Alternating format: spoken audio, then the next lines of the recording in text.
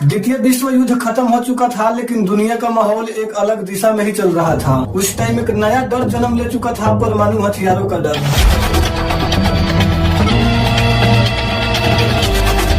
और कुछ वैज्ञानिकों के मन में एक और सवाल उठ रहा था कि अगर परमाणु बम ही इतना शक्तिशाली है तो क्या इससे भी ज्यादा ताकतवर हथियार बनाया जा सकता है क्या? और यही से शुरू हुआ थर्मोन्यूक्लियर बम यानी हाइड्रोजन बम की कहानी।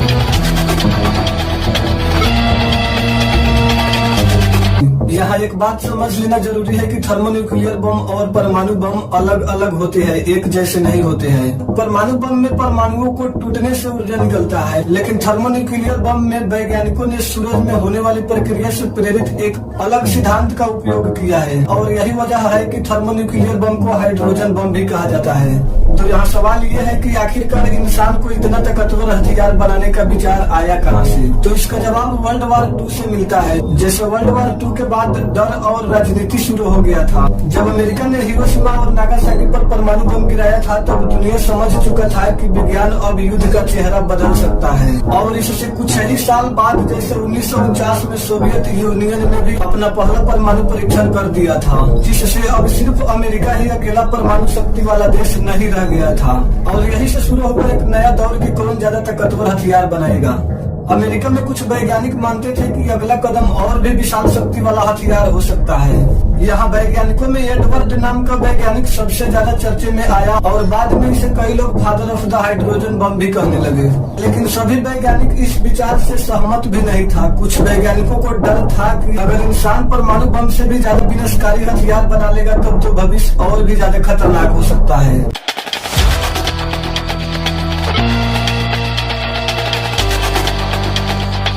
वैज्ञानिकों के बीच बहस शुरू होने लग गया कि क्या ऐसा हथियार बनाना चाहिए या फिर नहीं, और क्या इसके लिए दुनिया तैयार है या नहीं। लेकिन आखिरकार आ ही गया वो साल 1950 में एक राजनीतिक फैसले ने इतिहास को बदल ही दिया।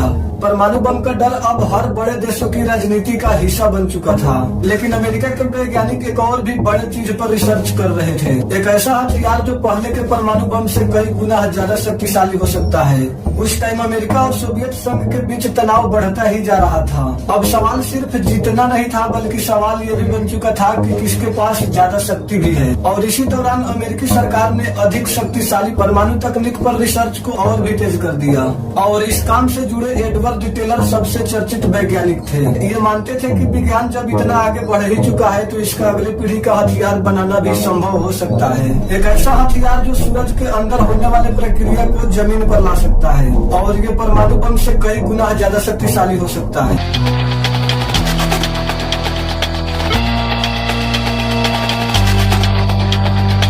परमाणु में फैशन टूटना होता है, जहाँ यूरेनियम या प्लूटोनियम के भारी एटम टूटकर ऊर्जा छोड़ता है। और यही बम 1945 में नागासाकी और हिरोशिमा पर गिराया गया था। लेकिन हाइड्रोजन बम में फैशन जुड़ना होता है, जहाँ हाइड्रोजन बम के हल्के एटम आपस में जुड़कर हीलियम बनाता है, और इसी प्रोसेस में बेइंतहा ऊर्जा निकलता है। और यही रिएक्शन हमारे सूरज के अंदर भी हर पल हो रहा है।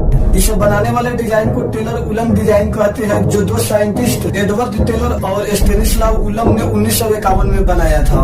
इसके डिजाइन के 2 मुख्य स्टेज होते हैं। पहले स्टेज में एक बहुत छोटा सा फंक्शन होता है, यानी एक मिनी एटम बम, जिसमें प्लूटोनियम या फिर यूरेनियम 235 होता है, और ये ट्रिगर का काम करता है। जब ये फटता है तो लाखों डिग्री का तापमान और तेज एक्सरेज निकलता है। लेकिन असली खेल दूसरे स्टेज में होता है। यहाँ रखा जाता है थीलियम ड्यूटराइज, एक ठोस केमिकल, जहाँ हाइड्रोजन के 2 आइसोटोप्स ड्यूटेरियम और ट्रिटियम का स्रोत होता है। पहले स्टेज से निकलने वाले एक्सरेज इस फॉइल को इतना दबाता और गर्म करता है कि लगभग तापमान 10 करोड़ डिग्री सेल्सियस तक पहुंच जाता है, यानी लगभग सूरज के केंद्र जितना गर्म। इस एक्सट्रीम हीट और प्रेशर पर ड्यूटेरियम और ट्रिटियम के न्यूक्लियई आपस में जुड़ जाता है और हीलियम बन जाता है, और फिर अनंत ऊर्जा निकलता है। इनका टाइमिंग देखा जाए तो जब डेटोनेटर फटता है तो प्राइमरी फैशन बम एक्टिव होता है, और दूसरे स्टेज में प्लूटोनियम कोर फटता है और लाखों डिग्री तापमान तेज एक्सरे डैमेज होता है। और तीसरे स्टेप में ये एक्सरेज बम की केसिंग के अंदर रिफ्लेक्ट होकर सेकेंडरी स्टेज पर प्रेशर डालता है।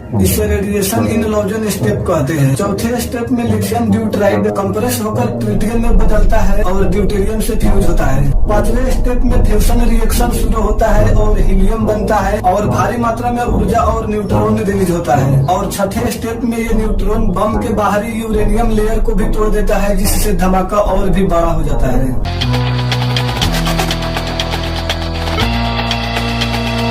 और ये सब कुछ 1 सेकेंड या फिर उससे भी जल्दी हो जाता है। लेकिन यह सब उस टाइम इतना आसान भी नहीं था। वैज्ञानिकों को समझना था कि क्या उतना एक्सट्रीम कंडीशन धरती पर बनाया जा सकता है जैसे सितारों में होता है। सालों तक रिसर्च चलता रहा, बहस भी हुआ और कुछ वैज्ञानिकों ने चेतावनी भी दिया कि अगर इंसान लगातार ज्यादा विनाशकारी हथियार बनाता रहा तो एक दिन पूरी दुनिया खतरे में पड़ सकता है। लेकिन कोल्ड वार का दौर था, उस टाइम राजनीति, डर और ताकत साथ में ही चल रहे थे। फिर अब वो दिन आया जब 1 नवंबर 1952 में अमेरिका ने प्रशांत महासागर के एक दूरस्थ परीक्षण क्षेत्र में एक बड़ा परीक्षण किया और इस परीक्षण का नाम आईवी माइक था। यह इतिहास का पहला बड़े पैमाने का न्यूक्लियर टेस्ट माना जाता है। जब यह विस्फोट हुआ तो एक बहुत विशाल आग का गोला और ऊंचे धुएं का बादल बन गया।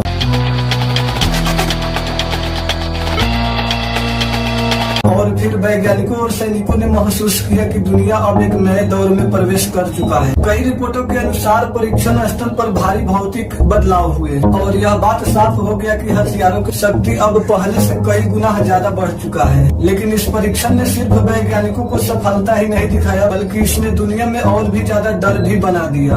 अब सवाल ये बन गया था कि अगर इतना शक्तिशाली हथियार को युद्ध में इस्तेमाल भी किया जाएगा तो आखिरकार बचेगा ही क्या। एक तरफ सोवियत संघ भी पीछे नहीं रहना चाहता था। अब दोनों देशों के बीच एक नया दौर शुरू हो चुका था, हाइड्रोजन बम रेस का। अमेरिका ने जब अपना पहला बड़े पैमाने का थर्मोन्यूक्लियर टेस्ट किया तो पूरी दुनिया हैरान रह गया था और इस पर सबसे ज्यादा चिंता सोवियत संघ को हुआ, क्योंकि अब सवाल सिर्फ हथियार का नहीं था बल्कि अब सवाल ताकत का संतुलन का था। सोवियत यूनियन जानता था कि अगर लगातार अमेरिका इसी तरह बड़े हथियार बनाता रहा तो दुनिया का राजनीति बदल सकता है। इसलिए सोवियत वैज्ञानिक ने भी तेजी से इस पर रिसर्च करना शुरू कर दिया।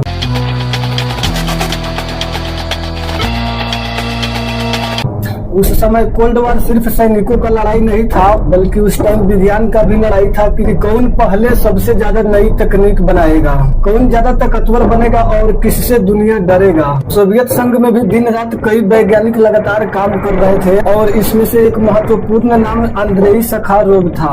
लेकिन वैज्ञानिकों के मन में डर भी था कि अगर दुनिया लगातार ज्यादातर शक्तिशाली हथियार बनाता रहा तो एक दिन ऐसा भी आएगा जब एक छोटी सी गलती भी पूरी मानव सभ्यता को खतरे में डाल सकता है। फिर आया 1953 में सोवियत संघ ने भी अपना पहला थर्मोन्यूक्लियर टेस्ट कर लिया और अब दुनिया बदल चुका था। इस दौर में सिर्फ अमेरिका अकेला नहीं रह गया था बल्कि अब दोनों देशों के पास शक्तिशाली तकनीक था और अब दोनों देश जानते थे कि अगर कोई दूसरा पहले हमला करे तो उसका भी जवाब दिया जा सकता है। और इस सोच को बाद में लोग MAD यानी म्यूचुअली एश्योर्ड डिस्ट्रक्शन कहने लगे, यानी एक ऐसा युद्ध जिसमें जीतने वाला भी हार सकता है। अब सिर्फ बम बनाना ही काफी नहीं रह गया था बल्कि अब दोनों देशों में लंबा दूरी तक की मिसाइल, पनडुब्बी और बम्बर एयरक्राफ्ट भी तैयार करना शुरू कर दिया। मतलब अब खतरा सिर्फ सीमा तक सीमित नहीं रह गया था बल्कि हजारों किलोमीटर दूर बैठे हुए देश एक दूसरे तक भी पहुंच सकते थे और इससे दुनिया के कई लोग डर में भी जीने लग गए थे। स्कूलों में इमरजेंसी ड्रिल होने लगा और लोगों ने अंडरग्राउंड शेल्टर्स का भी बात करना शुरू कर दिया था। फिल्मों, अखबारों और रेडियो में भी बार बार परमाणु युद्ध का डर दिखने लगा था, लेकिन असली झटका अभी भी बाकी था। साल 1968 में कोल्ड वार अपने चरम पर था और अमेरिका और सोवियत संघ एक दूसरे से आगे निकलना चाह रहे थे। और फिर दुनिया ने एक ऐसा खबर सुना जिससे लगभग हर लोग डर गए थे। सोवियत यूनियन दिखाना चाहता था कि वो कितना शक्तिशाली है और इसी सोच के साथ तैयार किया गया टिजार बम्बा। इसे इतिहास का सबसे शक्तिशाली परमाणु परीक्षणों में गिना जाता है। इस हथियार को युद्ध में नहीं इस्तेमाल किया गया था बल्कि इसे परीक्षण के रूप में विस्फोट किया गया था। 30 दिसंबर 1961 में एक विशेष बम्बर एयरक्राफ्ट इसे दूर उत्तरी क्षेत्र की ओर लेकर गया, लेकिन वैज्ञानिकों और सैनिकों को ये अंदाजा था कि जो अभी होने वाला है वो पहले कभी नहीं हुआ है। और फिर आया वह पल जब आसमान में एक विशाल आग का गोला उठा। उसके बाद एक बहुत बड़ा मशरूम क्लाउड बन गया था।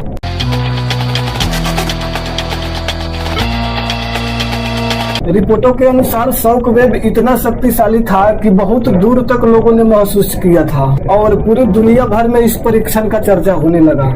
इसके बाद लोगों के मन में एक ही सवाल चल रहा था कि अगर इतने बड़े शक्तिशाली हथियार को कभी युद्ध में इस्तेमाल किया जाएगा तो क्या कोई शहर बच पाएगा या नहीं, क्या कोई इंसान बच पाएगा या फिर विस्फोट से पहले जैसे धरती होता है वैसे बन पाएगा या नहीं। उस समय दुनिया में एक नया डर बनने लग गया था कि क्या इंसान अपनी ही बनाए शक्ति से सुरक्षा में रहेगा या फिर खतरा में रहेगा। लेकिन कुछ वैज्ञानिक और नेताओं ने कहना शुरू किया कि अब इस पर सीमाएं तय करना होगा कि अगर हथियारों का दौर इसी तरह चलता रहा तो भविष्य बहुत खतरे में हो सकता है। लेकिन कोल्ड वॉर का दौर था, एक तरफ अमेरिका और दूसरी तरफ सोवियत संघ था और दोनों देश ताकतवर और सतर्क भी था और दोनों देश के पास परमाणु हथियार भी था। ऐसा ही सिर्फ एक ऐसा समय आया जब सिर्फ आम लोग ही नहीं बल्कि वैज्ञानिकों ने भी डरने लगे, क्योंकि इंसान अब एक ऐसी शक्ति के पास पहुंच चुका था जिसका असर सिर्फ एक शहर तक सीमित नहीं रह गया था। हाइड्रोजन बम के शुरुआती परीक्षणों के बाद दुनिया में एक बड़ा सवाल उठने लग गया था कि अब इंसान बहुत ज्यादा ताकत हासिल कर चुका है।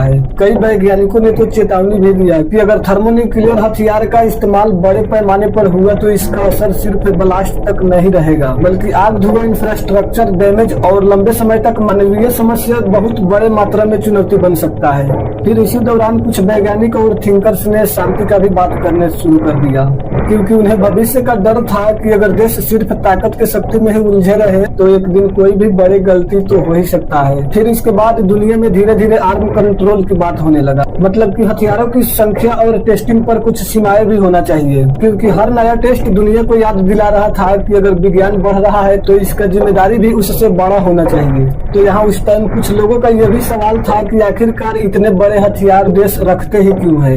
जब ये इतने खतरनाक है तो इसे खत्म क्यों नहीं कर देता है? क्या इसका मकसद हमला करना है या फिर इसका मकसद हमला को रोकना है? आज भी एक सवाल दुनिया से पूछता रहता है कि अगर थर्मोन्यूक्लियर बम इतना खतरनाक है तो इसे लोग रखते ही क्यों है, इसे खत्म क्यों नहीं कर देता है? तो पहली नजर में तो ये आता है कि ये देश को ताकत देता है, लेकिन असली सवाल इसका थोड़ा गहरा भी है। कई देश सोचते हैं कि अगर हमारे पास शक्तिशाली हथियार रहेगा तो कोई देश हमला करने से पहले कई बार सोचेगा, जिससे कोई हमला नहीं कर सकता है। यानी हथियार रखने का मकसद सिर्फ युद्ध लड़ना ही नहीं है बल्कि युद्ध को रोकना भी माना गया है और इस सोच को न्यूक्लियर डिटरेंस कहा गया है, मतलब कोई हमला करेगा तो उसका जवाब उससे भी बड़ा हो सकता है। और यही कारण था कि अमेरिका और सोवियत यूनियन के बीच सीधा कोई बड़ा युद्ध नहीं हुआ था। दोनों देश के पास तनाव भी बहुत ज्यादा था और डर भी था, लेकिन वो दोनों देश जानते थे कि अगर हमले से हालत बिगड़ा तो नुकसान उन दोनों को ही भुगतना पड़ सकता है।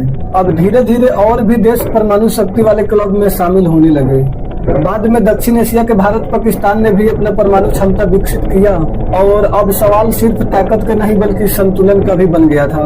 कई देशों का मानना था कि अगर दोनों पक्षों के पास जवाब देने का क्षमता होगा तो शायद कोई पहले हमला करने का सोचेगा भी नहीं, लेकिन हर कोई इस फैसले से सहमत भी नहीं था। कुछ लोग कहते थे कि जितना बड़ा हथियार होगा उतना ही बड़ा खतरा भी होगा। सोचने के लिए ऐसा भी सोचा जा सकता है कि एक छोटी सी गलती पूरी दुनिया को तबाह कर सकता है। हम ऐसे मान सकते हैं कि इंडिया और पाकिस्तान दोनों देशों के पास न्यूक्लियर वेपन है। तो यहाँ सवाल ये नहीं है कि बम कितना है, बल्कि सवाल यहाँ ये है कि क्या होगा जब कोई गलती हो जाए। जैसे क्या होगा अगर कोई टेक्निकल ग्लिच हो जाए और रडार पर गलती से दुश्मन का मिसाइल अटैक दिख जाए, या फिर क्या होगा अगर गलत अलार्म ही बज जाए और कोई देश घबराकर जल्दीबाजी में वो अपना भी परमाणु हमला कर दे। क्योंकि इतिहास में ऐसा कई बार हो चुका है जब दुनिया गलती से तनाव के बहुत करीब पहुंच चुका है, लेकिन कई लोगों को लगा कि कभी कभी किस्मत भी बहुत बड़ा भूमिका निभाता है। साल 1950 और 60 में सिर्फ नेताओं और वैज्ञानिकों का समय नहीं था, बल्कि यह समय था डर में जीने वाले आम लोगों का भी। कई लोग तो रहने के लिए बेसमेंट जैसे भी जगह देखना शुरू कर दिया था और खाने का सामान जमा करने लग गया था।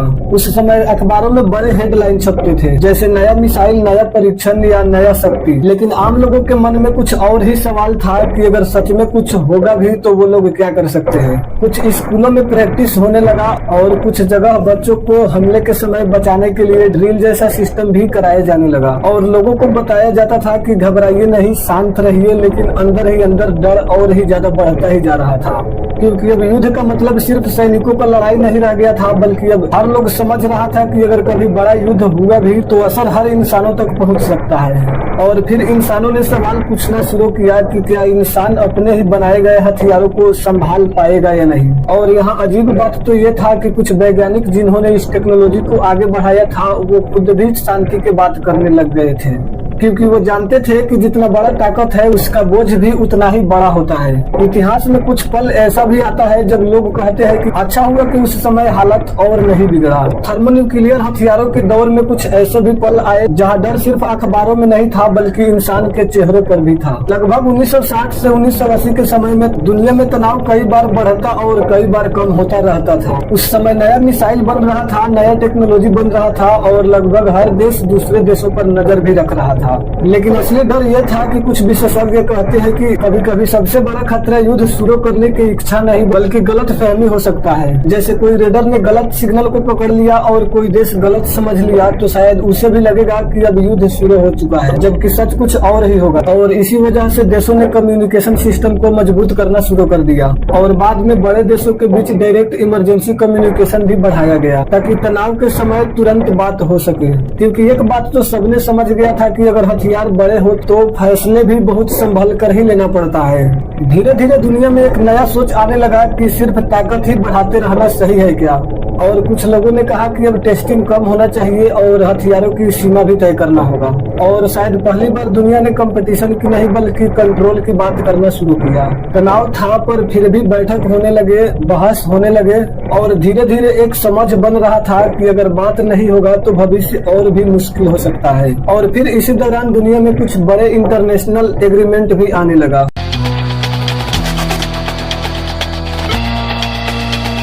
जिनका मकसद था तनाव कम करना, टेस्टिंग पर सीमाएं लाना और देशों के बीच भरोसा बढ़ाना। और फिर कई देशों ने कहा कि चलो इतना तो होना ही चाहिए कि कोई बड़े देश संकट में ना फंसे। लेकिन सब देश एक जैसा नहीं सोच रहा था। कुछ देश कह रहा था कि हथियार कम होना चाहिए और कुछ देश कह रहा था कि अगर दूसरा रखेगा तो हम पीछे क्यों रहे। यानी डर खत्म नहीं हुआ था, बस उसका तरीका बदल रहा था। अब लड़ाई सिर्फ हथियारों का नहीं बल्कि अब विश्वास का भी लड़ाई होने लगा था। अब दुनिया के लोग ये समझने लग गए थे कि थर्मोन्यूक्लियर शक्ति सिर्फ सेना का विषय नहीं बल्कि पूरी इंसानियत का सवाल है। और इसी बीच एक नया बहस हुआ जिसमें एक बात निकला कि क्या इतना बड़ा शक्ति का कोई अच्छा इस्तेमाल हो सकता है क्या। और वहीं से परमाणु विज्ञान के उपयोग के दूसरे चर्चे बढ़ने लगे। कई देशों ने सोचा कि अगर इतना ऊर्जा नियंत्रित तरीके से इस्तेमाल किया जाए तो इसका बिजली बनाया जा सकता है क्या। धीरे धीरे दुनिया के कई हिस्सों में रिसर्च बढ़ने लगा। ऊर्जा रिसर्च और टेक्नोलॉजी में नए नए प्रयोग होने लगे और लोगों ने महसूस किया कि एक ही साइंस अलग फैसलों के कारण अलग दिशा ले सकता है। और यही वजह है कि कई लोग कहते हैं कि टेक्नोलॉजी खुद अपने आप अच्छा या बुरा नहीं होता है बल्कि उसका इस्तेमाल तय करता है कि उसका असर कैसा होगा। लेकिन दूसरी तरफ डर अभी भी खत्म नहीं हुआ था, क्योंकि थर्मोन्यूक्लियर हथियार अभी भी मौजूद था और देश अभी भी सतर्क था। तनाव आता ही रहता था लेकिन खत्म नहीं हुआ। इतिहास में इंसानों ने बहुत कुछ बनाया लेकिन फिर उसने एक ऐसा ताकत बना लिया जिससे पूरी दुनिया डरने लगा। थर्मोन्यूक्लियर बम का कहानी सिर्फ साइंस का कहानी नहीं है बल्कि ये इंसानों के फैसलों का भी कहानी है। कभी कभी इतिहास इंसान को डराने के लिए नहीं बल्कि जगाने के लिए होता है। कुछ गलतियां ऐसा होता है जिसे दोबारा ठीक करना आसान नहीं होता है। अब सोचा जाए तो दुनिया पहले से अभी बहुत ज्यादा कनेक्टेड है। पहले से आज टेक्नोलॉजी तेज है, फैसले जल्दी होते हैं और खबरें तुरंत फैल जाते हैं। लेकिन एक सवाल आज भी वही है कि क्या इंसान अपनी बनाई गई सबसे बड़ी ताकत को हमेशा संभाल पाएगा या नहीं। थर्मोन्यूक्लियर हथियारों का असली डर उसका शक्ति तो है ही, लेकिन इसके अलावा ये भी हो सकता है कि कभी भविष्य में बहुत ज्यादा तनाव बढ़ जाए, गलत अनुमान लग जाए या फिर इंसान का गुस्सा ही समझदारी पर भारी पड़ जाए, तब क्या होगा। इतिहास में दुनिया कई बार तनाव के बहुत करीब पहुंच गया है, लेकिन हर बार एक बात समझ आया है कि शांति अपने आप नहीं रहता है बल्कि उसे बचाना पड़ता है। बड़ा ताकत का मतलब सिर्फ जरूरत नहीं होता है बल्कि बड़ा जिम्मेदारी भी है। आज भी दुनिया के कई हिस्सों में लोग बेहतर भविष्य चाहते हैं, जहाँ विज्ञान का मतलब सिर्फ शक्ति नहीं बल्कि तरक्की भी हो। इतिहास का हर बड़ा कहानी एक सवाल छोड़ जाता है और थर्मोन्यूक्लियर बम की कहानी भी शायद इंसानियत का सबसे बड़ा सवाल छोड़ता है कि आखिर इंसान चाहता क्या है, ताकत, सुरक्षा या फिर बिना डर के जीना।